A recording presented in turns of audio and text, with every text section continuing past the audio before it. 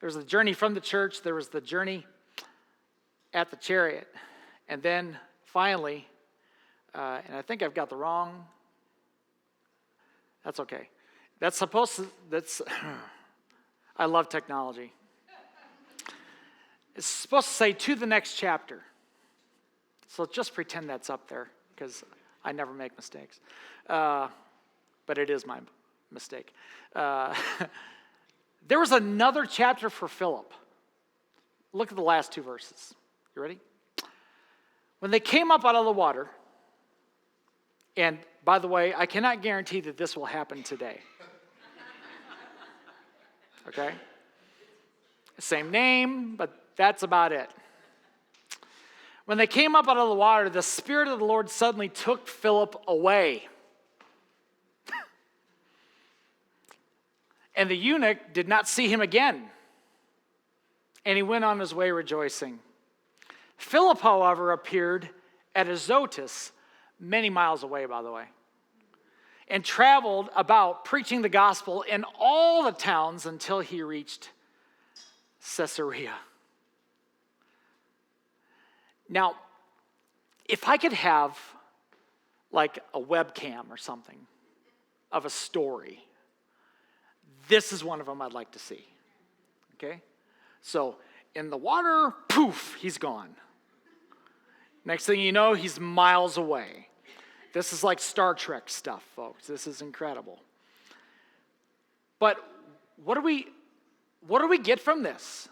You see, if we think that we have lived out enough, that there's no more growth for us, I want to speak to those of you who are really veteran Christians here. May I tell you that there is still much more for you to experience in Jesus Christ. Much more. Much more. Some of you have been saved longer than some in here have been alive. And I will tell you that there is still more for you to experience in Jesus Christ. You see, if we're going to go on to the next chapter, then we need to understand that there will be godly growth on the part of all of us. We will continue to grow.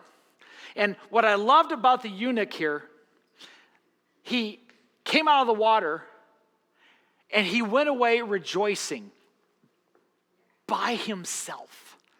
Hear me. His spiritual health did not depend on Philip. Oh, don't miss this, okay? Because it's good to have people close to you. But I'm still reminded that we as Christians should work out our own salvation with fear and trembling.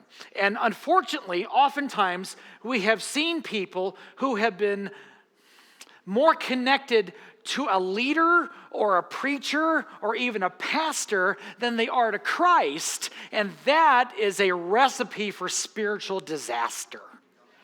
And that is often the source of a lot of hurt that will be experienced by somebody, because sometimes we elevate people so high that when we find that they're actually human, it rattles us. It messes us up. I'm speaking to you as one who has seen that myself. I'm speaking to you as one who literally with my own eyes, caught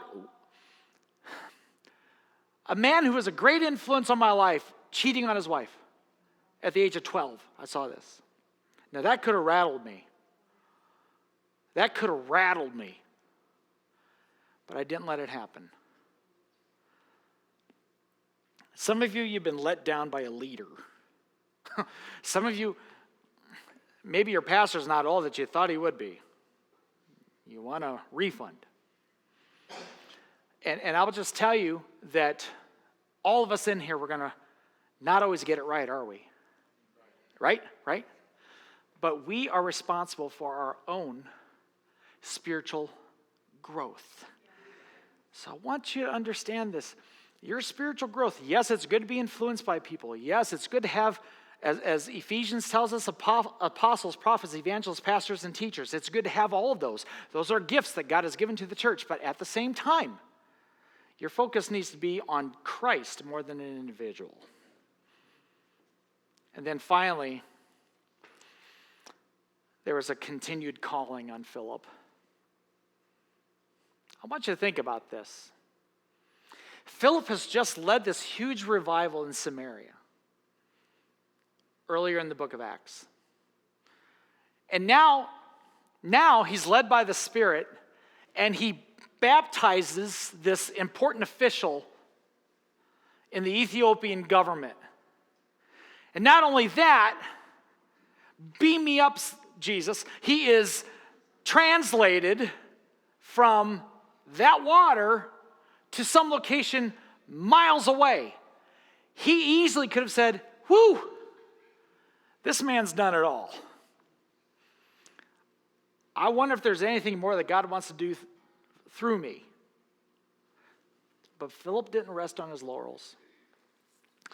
Philip was moved to the next chapter in his life.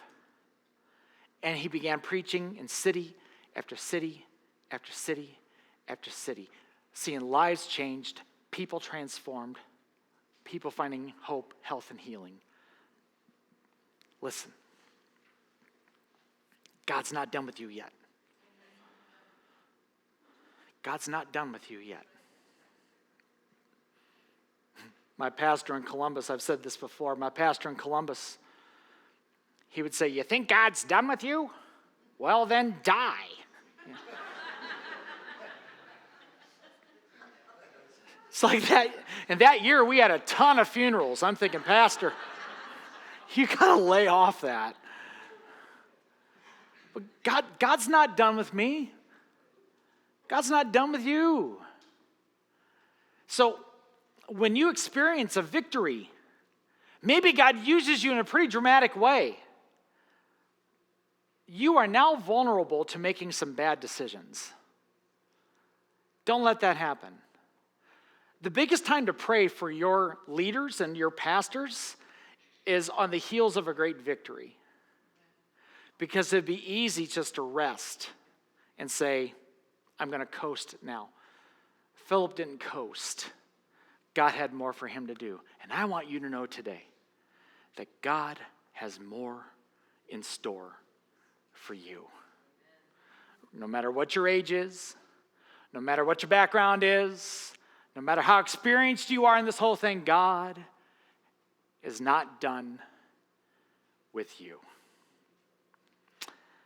Your chariot, it awaits.